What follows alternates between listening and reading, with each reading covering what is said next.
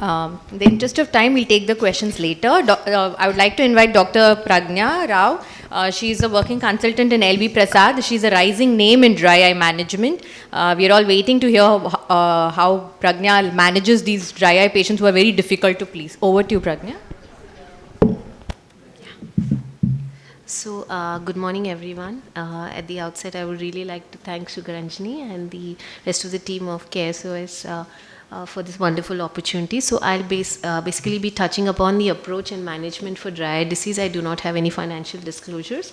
And as we all know, dry eye is multifactorial. So there's a lot of factors interplaying and they all together culminate to create a very hostile environment. So it can have a varied spectrum, like we can have the simple evaporative kind of dry eye where you don't generally see much of corneal involvement, to the more severe forms where there's conjunctival inflammation, cicatrization, and more of an end-stage ocular surface disease. So traditionally, dry eyes was classified as aqueous deficient and evaporative, with aqueous deficient again classified as Sjogren dry eye, where there's systemic autoimmune disease, and then non-Sjogren dry eye. But the most recent classification has also laid a lot of importance, apart from this, on patients who are asymptomatic. That is, they have signs of dry eye but are not symptomatic. Then there's another subset where they have a lot of symptoms of dry eye but they do not have any signs. That is more in line with either neuropathic pain or pain without stain. So these are also included into the spectrum and they need evaluation, and rather than us brushing it off saying there's no signs and symptoms so you do not have dry eyes. So a large data set that we tried to look at, we saw that the age-related incidence of dry eye is much higher, and it was much more common in younger males, probably because of occupational risk, and also mostly in females in the 5th to 6th decade, mostly around the perimenopausal age group, also with the change in hormonal levels. And a similar study from the north also gave age, desk job, VDT use, and other factors as the most common risk factors. So they had a much higher prevalence because it was symptomatology based, which again iterates that a lot of patients may experience symptoms. They may be subclinical, but they may end up developing it. So it's very important for us to assess. Also interesting that we also see this amongst children. So it's not that it's rare, but you generally have the more severe forms. But MGD was something we saw much more towards the adolescents. So all these things have been something we need to keep in mind when we are looking. But before we try to understand how we're going to manage, it's very important for us to assess the tear film structure, like the topmost lipid layer that you see, it comes from the meibomian glands. Then we have the aqueous layer that comes from the accessory and main lacrimal gland. And then we have the mucus that comes from the conjunctival goblet cells. These all work as a continuum. So we need to see and identify which of the layers is deficient or abnormal and how the patient is manifesting, which is what will guide us on how we want to treat this patient. So we will firstly want to look at the entire ocular surface, including the adnexa, the lids, whether the lids are healthy or capped meibomian glands, whether there's any keratinization. Ocular surface staining is a very important next step that we want to take, and any unexplained staining we should be suspecting dry eye, and some imaging modalities that I'll be discussing later, especially meibography, where we can pick up the dropped out meibomian glands. So the first way to assess tear film volume, so because we're talking about aqueous deficient and evaporative, we need to first assess whether there's enough volume. Schirmer's test is something which tells us about this, and anything less than 10 should be considered, or we should be alarmed and probably keep them under follow-up, but over 10 or 15 is considered normal. Next, we need to check the tear film stability, which is the tear film breakup time. So we put fluorescein, ask the patient to blink thrice, and the first dry spot that appears after the last blink is what we count. Less than 10 seconds is something we need to consider abnormal. And then we have the lacrimal gland secretions. This is something which is a surrogate to our Schirmer's, which can help us validate whether the Schirmer's is reliable or not. We ask the patient to look downwards and outwards, and that's the palpebral lobe of the lacrimal gland that we see, and you can see like seedles, the secretions keep coming out. Typically, we have 4 to 5 glands that give good flow. As we keep testing this in normal patients, we'll be able to figure out how this actually looks. And then there's again a lot of fluorescein breakup patterns that the Japanese group keeps talking about, which can probably give us an idea of which layer may be deficient. So there are a lot of tests that we've talked about, but unfortunately there's no single dry test that is diagnostic yet. It's not that we really need very huge high-end equipment to diagnose. A good clinical examination is enough. But for me, meibography is something I think is the only thing which is very important amongst all the non-invasive tests. So once we've done the test, now we want to type whether it's evaporative or aqueous deficient. In aqueous deficient, whether it's Sjogren's or non-Sjogren. In non-Sjogren, again, we can have Stevens-Johnson syndrome, ocular cicatricial pemphigoid, graft versus host disease, and drug-induced cicatrizing conjunctivitis, etc. So evaporative dry eye again forms the most common type. We typically see inferior corneal staining, cap meibomian glands, and or if we do meibography, and we don't need to have a machine, any equipment with an IR camera like autorefractor or a specular can also give us a basic idea of how the meibomian glands are looking. But these patients generally have good tear volume but have a faster breakup time. And also, as we can see, with increase in severity of the disease, generally if the scans are captured well, you'll see that there's reduced lipid layer thickness and there is faster tear film breakup time. So these are the things that suggest there's evaporative dry eye. Sometimes when we have these bad eyelashes and then there's collarettes all around, Demodex is something we need to suspect in these cases, because these people can have a very silent MGD dropout that can be missed, and these instruments help us pick this up. And sometimes it's ocular rosacea also, we can actually pick it up. In our pigmented skins, it's not easy to pick up ocular rosacea, but when you suspect unusual inflammation, bad meibomian glands, but then you can't really see anything on the lids, but you can see there's very significant dropout on the glands. And then when you probe in and you look more carefully, you may pick up this condition. So once we know that it's evaporative, we primarily want to treat them with lubricants. Here we would probably prefer something high viscous, preferably preservative free. And we also tell them about screen time, blink breaks, and exercises like blink exercises, and good warm compresses and massage.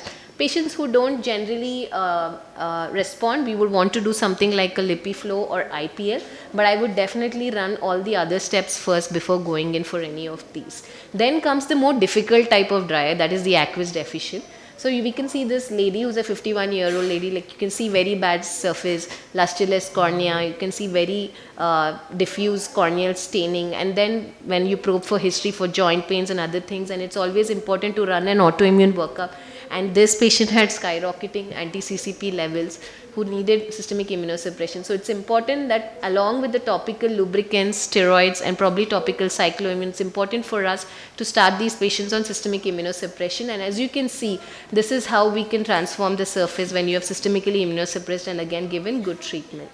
The more difficult aqueous deficiency types to tackle are the ones which are non-Sjogren type, which have associated cicatrizing conjunctivitis. Like the first panel to the left, you have Stevens-Johnson syndrome where there's significant lid margin keratinization, limbal stem cell deficiency.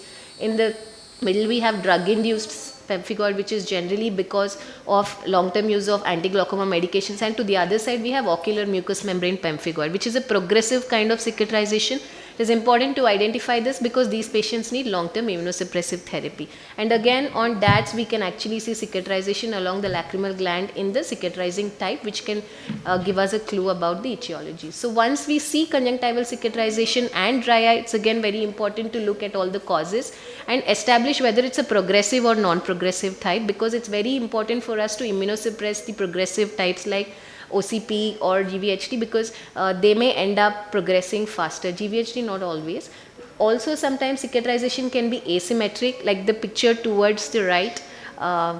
We can see cicatrization and keratinizing. We should not overlook this as just a blind eye, but also try and see if there's anything unusual.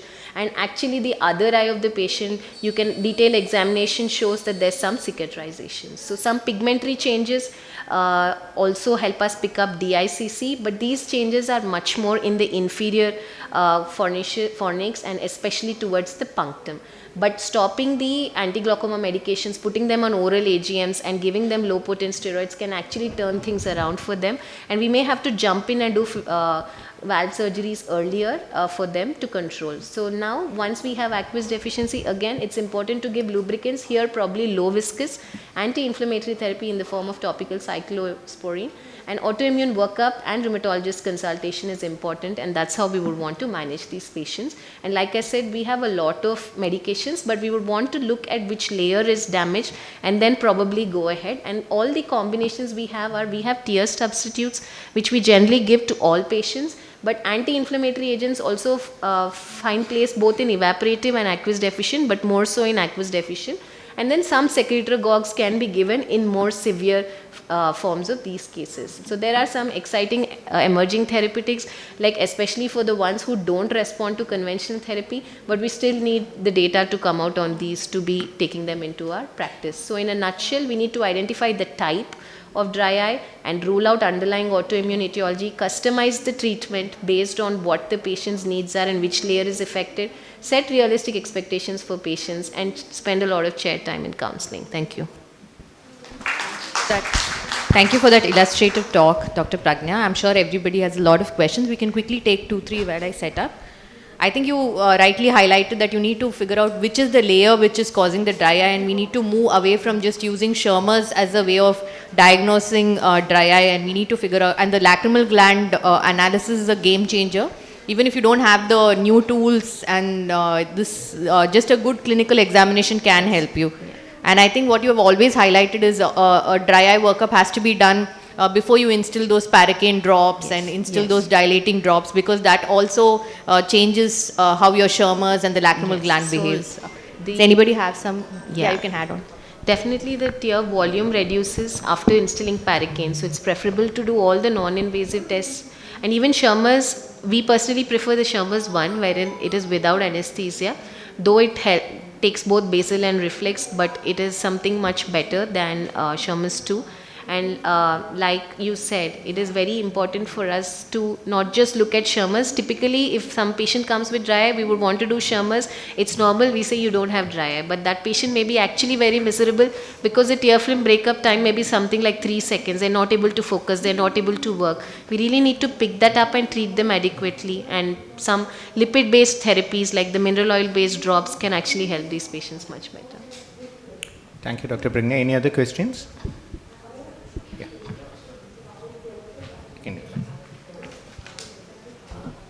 Ma'am, something we have heard, a Deuce layer in cornea, 6th layer of cornea. There is something called Deuce 1 and Deuce 2 concept in dry eye. What is that?